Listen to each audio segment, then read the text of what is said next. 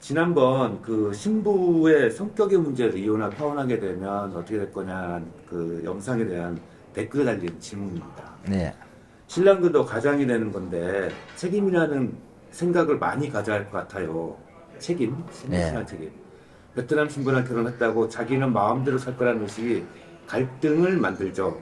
신부들은 사장님이 여러 검증으로 커트하지만 신랑은 면담으로만 커트해서 현실적으로 신랑의 문제점이 더 많을 것 같아요. 어쩔 수 없는 것 같아요. 자신이 가장이 된다는 책임감을 가진 분만 또 결혼한다면 문제가 안 될 것 같습니다. 자, 사실 그 신랑분들도 우리가 보면은 처음에 가서 상담을 해보면요. 첫 상담에서 대화를 해보면 참 다 사람들이 좋아요. 그리고 본인도 생각이 저도 그냥 이 나이까지 내가 결혼을 안 해서 신부를 만나서 참 앞으로 애도 낳고 싶고 막 잘 살고 싶습니다. 이런 이야기도 하고 대화를 하고 이제 이렇게 많이 해요. 사람 참 좋다. 그 다음에 우리가 이제 보는 거는 과연 이제 이 사람이 사는 집, 그리고 수입, 직업, 뭐 이런 환경 이런 걸 주로 보잖아요. 아, 이분은 신부가 와서 참 어느 정도 경제적이든 뭐든 좀 이렇게 살 수 있겠다. 이분은 그래도 지역이 농촌이다 보니까 농촌 지역에 가려고 하는 신부를 소개해 줘야 되겠다. 이런 이제 데이터가 잡힌다고요. 근데 대부분이 첫 만남에서 보면은 다 좋아요. 가끔 가다가 이제 이상한 소리 하는 분들은 어떤 분들이냐면요. 도리어 내가 가진 게 있어.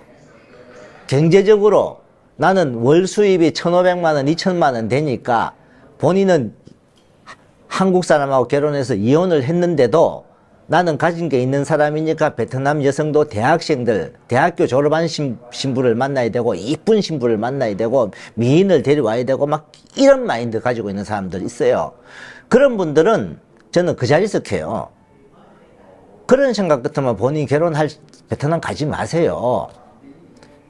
가서 무조건 인물은 본인이 원하는 80% 정도만 되고 착한 사람 그 위주로 선을 보라고 이렇게 이야기를 해요. 그러면은 그분들은 자꾸 외모를 본. 외모 이야기 하는 분들은 첫 상담에서만 표가 나는 그 사람들은 아예 사실상 결혼한 거 아마 못 할 거예요. 베트남 결혼을. 하려고 해도 본인은 이쁜 사람이 있을까? 이런 걱정. 도리어요. 착한 사람이 있을까? 내가 잘 살 수 있을까? 이렇게 걱정하시는 분들은 더 잘해요. 외모 찾는 분들이 무슨 문제다 이거죠. 여기 와서 맞선을 봐도 본인이 또 어떤 분들은 이런 분이 있어요. 마인드가 나는 20대 초반 중반을 안 하고 20대 말 신부들 중에 어느 정도 20대 말 신부들은 사실 또 외모가 약간 떨어지잖아요. 그러다 보니까 그래서 어느 정도 본인이 원하는 어느 정도의 외모만 되고 착한 사람이 있으면은 하겠다고 그 20대 말 신부들 위주로 맞선을 막 줄기차게 받다가 결혼하신 분들. 그런 분들은 마인드가 좋아요. 근데 나이에 그 따지도 않으면서 그냥 이쁜 여성 찾는 분들, 그분들은 문제가 되는 거예요. 그래서 처음부터 상담해 보면 외모 찾는 신랑들이 문제가 있고, 그 다음에 본인 성격적으로 지내다 보니까 이 신랑 성격 문제가 있는데 하는 거는 결혼을 시켜서 신혼여행 가거나 이렇게 하고 나서 이후에 돼야 그분은 알아요. 신부들도 가끔 가다가 조금 성격적으로 완전 문제가 있는 신부들은 기숙사 생활을 해봐야 알고, 신랑분도 똑같아요. 처음에는 다 좋은 사람처럼, 왜 일단 자기를 숙여요. 근데 신부를 만나서 결혼을 딱 하고 나면은 그때부터 신부들을 자기 마음대로 하려고 그러고, 모든 신부는 자기가 하라는 대로 할 거다는 생각을 가지고 있어버려요. 시간이 지나야 그분들은 알 수 있는 거예요. 그래서 신랑을 점검한다? 신랑을 점검하는 건 사실 신랑 직업, 경제적으로 어떤 정도 사느냐, 그리고 사실상 뭐 질문상에 술 먹습니까? 담배 피웁니까? 이 정도잖아요. 근데 우리가 간단하게 대화를 해본다고 해서 상담을 보통 저는 한 명 상담하면 1시간 반 정도 보통 상담을 하는데 그 1시간 반 동안 할 수 있는 거는 예쁜 여성 찾는 사람밖에 몰라요. 솔직히 말해서. 근데 저는 신랑분들한테 이야기해요. 신랑분들이 결혼 진행하면서 잘못된 부분이 있으면 저는 지적을 합니다.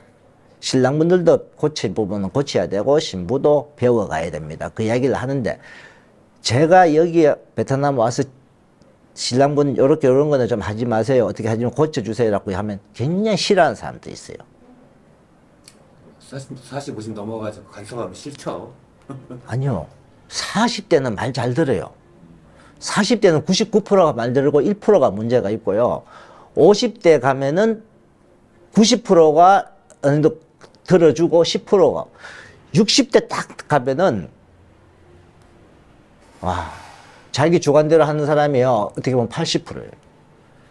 20%가 말 들어주고. 이게 나이 차이에서 확 심하게 나는 거죠. 꼰대가 많다는 얘기예요. 30대 신랑분들요. 진짜 30대 신랑들이 신부들한테 잘해요. 우리 지난달에도 거의 70%가 다 30대 신랑들을 결혼시켰는데 30대 신랑들이 도리어 어떤 자냐면은 와이프가 자기를 버릴까봐 걱정해요.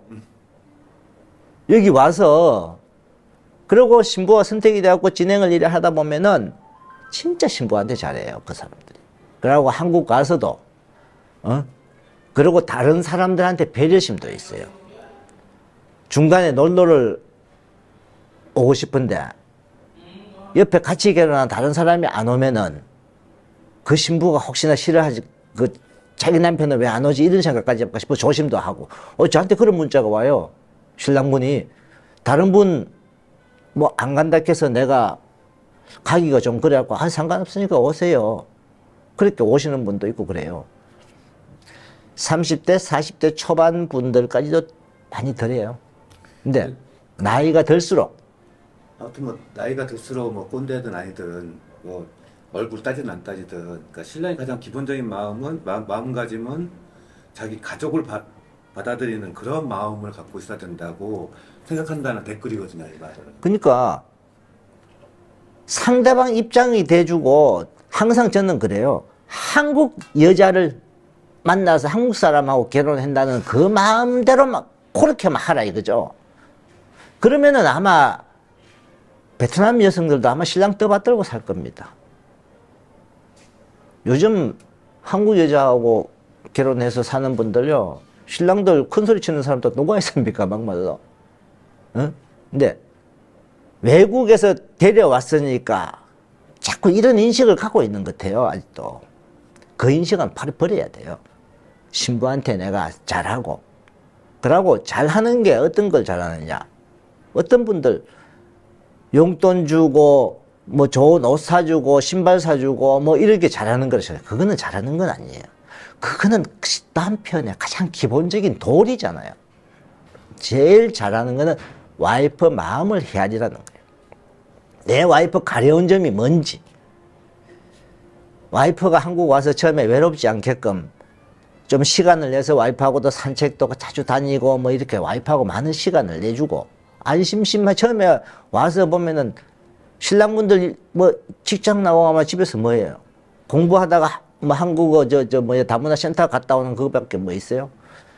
많은 시간을 내주고, 그 다음에 와이프 마음을 헤아리는 사람, 그 헤아리는 사람이 제일 잘 산다. 그는.